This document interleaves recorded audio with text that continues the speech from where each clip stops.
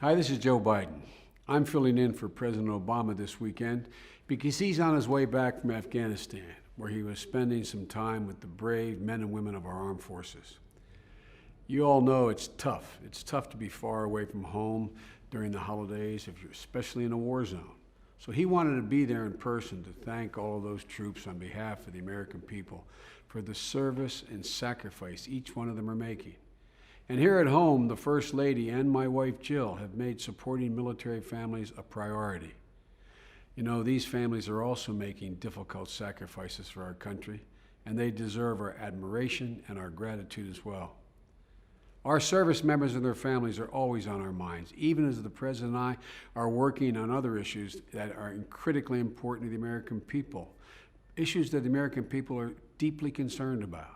Accelerating the recovery, growing our economy, strengthening our middle class, and getting our friends and neighbors back to work.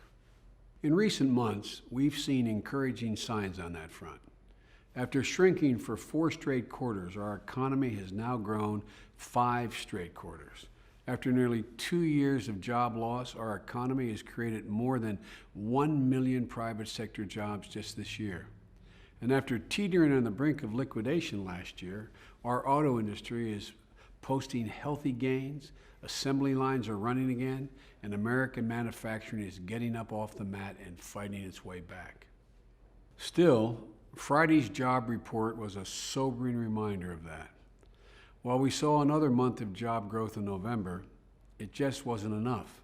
And it underscores why it's so important to get going without delay on the 2 things that will most impact on growing our economy.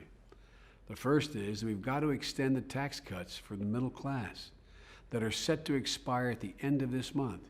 If we don't extend those tax cuts for the middle class, millions of people, millions of families will see a big bite out of their paycheck starting on January 1. And that's the last thing we should let happen. After a decade in which the middle class lost ground, families can ill afford a tax hike, and our economy cannot afford the hit it will take if middle class families have less money to spend. The second thing we've got to extend unemployment insurance for Americans who have lost their jobs in a tough economy. Without unemployment benefits, families can't spend on basic necessities that are grown, made, and sold by other Americans.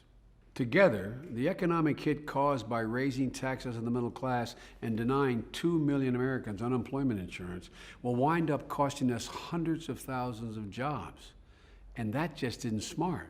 And cutting unemployment insurance is not only not smart, it's not right either. It would mean telling millions of our neighbors who are out of work today, through no fault of their own, that they're on their own. That's no message to send in this season of hope. We all know someone who's been hit hard, hit a rough patch. And when that happens in America, we help them get back up on their feet. That's who we are. That's the American way. So I just don't agree with the folks who said we can't afford a lifeline for Americans who lost their job during the worst recession in generations. But we can afford to borrow hundreds of billions of dollars to extend tax cuts for the wealthiest 2% of Americans.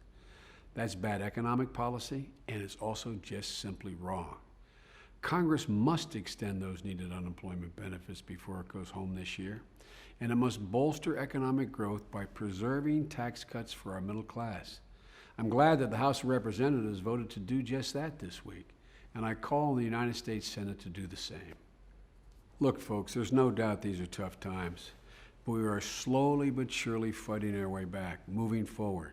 And we're going to keep fighting to grow the economy, to strengthen the middle class, and to restore the American dream.